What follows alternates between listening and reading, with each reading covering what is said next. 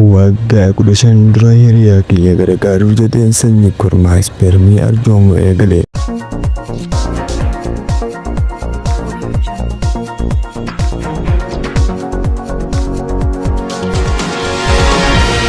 Akkam jirtan nagaan keenya kan jaalalaa onni irraa maddee bakkuma jirtanitti isin haa ga'u jenna. Eegaan kabajamtoota daawwattoota isaaf miidiyaa YouTube channel hanga xumuraatti nu hordofaan afeerraa keenya. Abbaan qabeenya telegiraamii ijoollee qabu qabeenya isaa akka dhaalchisu hime.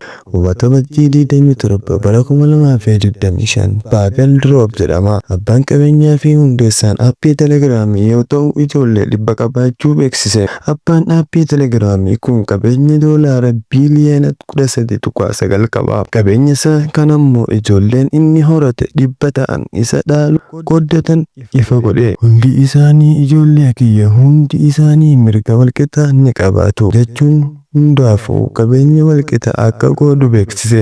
Ergaan du'ee booda akka isaan qabeenya irratti wal nyaatan hin barbaadu jedhee Pavel Durov turtii barruu Faransaay Le Point jedhamu wajjin turtii taasiseen.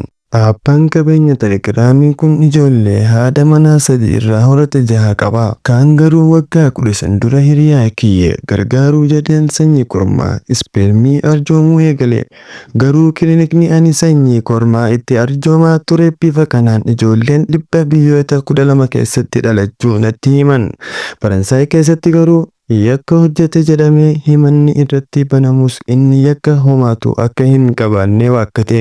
Akkuma nama kaanii akka isaan jiraataniin of danda'anii akka of guddisan ofitti amanuu akka baratan akka waa uumanii fi akkaawwantii baankii maallaqa kennamuuf irratti akka isaan hin hirkanneen barbaada jedheen abbaan ijoollee 100 kuni.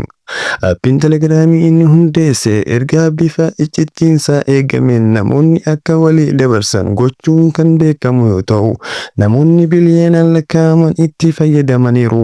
Pavel Durov aappiin isaa Faransaay keessatti yakki akka hir'atu hin goone jedhamuun himanni irratti banamee bara darbee hidhamee ture. Qabiyyeewwan telegiraamii irratti maxxanan kan yakkaawwan akka daddarba namaa qorichoota sammuu namaa doochanii haleellaa saala daa'imman irratti gaggeeffamu fa'aa of keessaa kan qabuu fi qabiyyeen kun akka hin keessummeeffanne gochuu hin dandeenye jechuun himanni irratti dhiyaatee ture.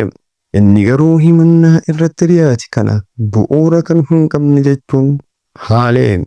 Abbaan telegiraamii amma Raashiyaan ala bakka biiroon telegiraamii jiru Dubaay jiraata. Raashiyaadhaa kan baqate Pavel Durov lammummaa Faransaay fi UAE qaba.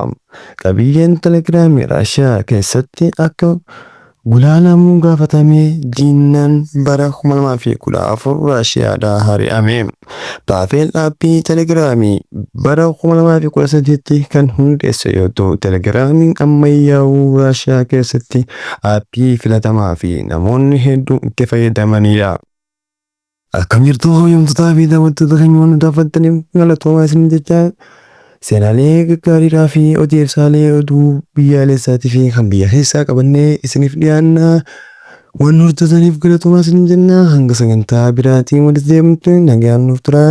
Afeerraa teenya nagaan nuuf turaa. Dhaamsa keenya.